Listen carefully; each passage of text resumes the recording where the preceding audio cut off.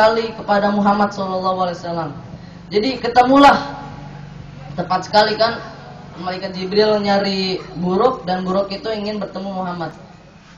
Lah setelah itu ketemu buruknya, langsung diwahyukan kepada Nabi Muhammad. Wahai Muhammad, engkau diperintahkan oleh Allah untuk pergi ke Sidratul Muntaha dengan menaiki buruk. Saat itu pada malam hari, buruknya meminta izin ini ke Muhammad. Ya Muhammad, izinkanlah engkau untuk memberikan aku tanda.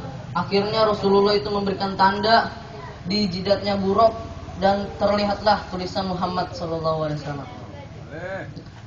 Jadi berangkatlah dari Masjidil Haram di Mekah sampai Masjidil Aqsa di Madinah. Nah itu kan mungkin kita tidak tahu kan apa, kalau itu kan benar zaman jahiliyah. Jadi itu tidak tahu kalau Islam itu tidak bisa diukur dengan logika, tapi bisa diukur dengan iman, dengan kepercayaan. Nah, ada ayatnya. Tadi betul dari Pak siapa? Subhanallazi asra bi 'abdihi lailam minal masjidil haram ilal masjidil aqsa la haulahu linuriyahu min ayatina innahu was-sami'ul basir. Nah itu maksudnya itu, jadi hamba Allah telah jalan dari Masjidil Haram sampai Masjidil Aqsa langsung ke Sidratul Muntaha. Nah itu yang di sekelilingnya Masjidil Haram dan Masjidil Aqsa telah diberkahi diberkahi oleh Allah sebagai tanda kebesarannya. Nah itu kan kita mungkin tidak mungkin kan kalau zaman jahiliyah, aduh masa Muhammad pergi ke sana ke satu malam ke langit ke-7, kan mana mungkin. Nah itu kan kejadian besar dari Allah Subhanahu wa taala. Kalau ada ayatnya dari ini apa? Idza aradallahu syai'in ayyaqulu ayyaqulu kun fayakun. Nah, kalau Allah menginginkan sesuatu, nah dia berkata jadilah maka jadi. Ya sudah jadi, kita harus pasrah, jangan dipaksa-paksakan. Lalu naik ke Sidratul Muntaha. Dari Anas bin Malik berkata, Rasulullah SAW bersabda, saya waktu di Mi'rajkan, saya melihat kaum yang memiliki kuku yang memiliki kuku yang dari tembaga. Dia mencakar mukanya dan dada-dadanya semuanya. Lalu Muhammad bertanya pada Jibril, wahai Jibril, ini kenapa kaumnya kok ini nyakar-nyakar diri sendiri? Soalnya dia adalah orang yang memakan daging manusia, yang artinya gibah. Apa gibah itu?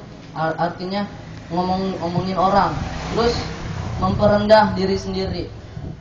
Lalu naik ke Sidratul Muntaha, langit ke-7 kan. Setelah itu bertemu Allah dan diperintahkan untuk melaksanakan sholat yang sebelumnya itu sholat 50 waktu. Setelah 50 waktu langsung Nabi Muhammad turun ke langit 6, bertemu Nabi Musa. Wahai. Nah, langsung Nabi Muhammad itu menceritakan peristiwa Isra Mi'raj tadi ke Nabi Musa. 50 waktu sholatnya. Nah, wahai Nabi Musa. Oh, kan Nabi Musa kan udah merasakan jahiliyahnya. Oh, wahai Nabi Muhammad, jangan. Soalnya itu zaman-zaman ini lagi susah. Jadi udah tawar-tawar aja ke Allah. Ya udah, ke Sidratul Muntaha lagi langit ke-7. Langsung menawar sampai 5 rakaat. Nih, perbandingannya, Bu. Kita aja sholat 5 waktu, ada yang bolong kan pasti. Nah masa 50 waktu aja pasti banyak. Makanya itu diberi ke rukhsah, keringanan dari Allah Subhanahu wa taala. Nah, di sini langsung saya sholat kan apa yang diperintahkan Allah, yaitu sholat. Nah, kalau sholat itu kita wajib bin Ajib Zaid Abdul Jabbar As-Sibti. Wajib Ajib itu sholat. Nah, sholat itu sebagai tiang agama. Berarti kalau kita melaksanakan sholat berarti mendirikan tiang agama. Tapi kalau tidak sholat berarti meruntuhkan agama Islam. Nauzubillahi min zalik. Nah, lebih baik tuh kalau wudu itu lebih baik pakai doa, tapi di dalam hati. Jadi waktu kumur-kumur itu berdoalah di dalam hati, Allah semoga hamba selalu makan makan yang halal, muka ini selalu ceria, tangan ini selalu tolong menolong dalam kebaikan, kaki ini selalu jalan di jalan yang benar ya Allah, amin. Nah, dari Ustadz Dadang, saya pernah mendengar dari Ustadz Dadang, ada 3 perkara yang bagus dalam sholat. Yang pertama, sholat berjamaah. Kedua, sholat tepat waktu. Dan ketiga, sholat di masjid. Nah, itu mungkin kan sholat berjamaah dan sholat tepat waktu kan lumayan rumit. Mungkin kita ada jalan-jalan. Tapi kalau di masjid gampang. Kalau jalan-jalan tinggal masjid udah sholat. Kalau telat bangun-bangun subuh jam 8, aduh belum sholat, ya udah di masjid aja. Soalnya Ustadz Dadang pernah mengalami gitu.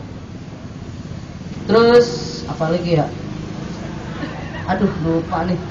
Lupa, minum aja Serum Rockwood Gold. Itu dari tua. Lalu saya kan ada plus kan tadi, plus 6 tahapan. Tadi yang sebelumnya udah selesai lah. Ada 6 tahapan. 6 tahapan kunci sukses.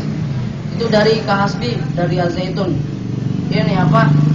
Yang pertama adalah niat, kedua perkataan, ketiga perbuatan, keempat kebiasaan, kelima karakter, dan keenam nasib. Jadi kalau contoh kita kunci suksesnya ini ingin baik. Yang pertama niatnya di sini harus baik nih. Aku harus niatkan untuk berbuat baik. Lalu perkataan, kan udah kan, saya ingin berbuat baik nih perkataannya. Lalu kita berbuat baik. Nah, berbuat baik jadi kebiasaan berbuat baik, kebiasaan, terus jadi karakter jadi orang baik.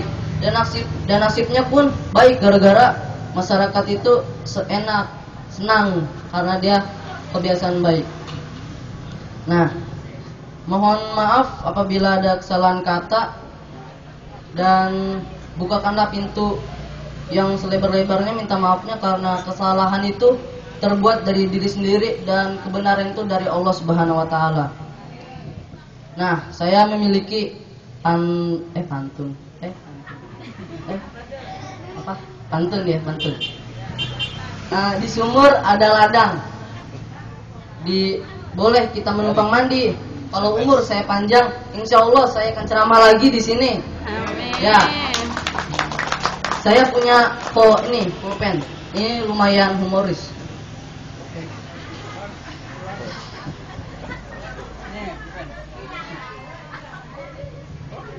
Nah, ini pulpen kan. Mahaza pelampun. Mahaza la haza wallahi rana wa yafzuna walhamdulillahirabbil alamin. Billahi taufiq wal hidayah. Wassalamualaikum warahmatullahi wabarakatuh.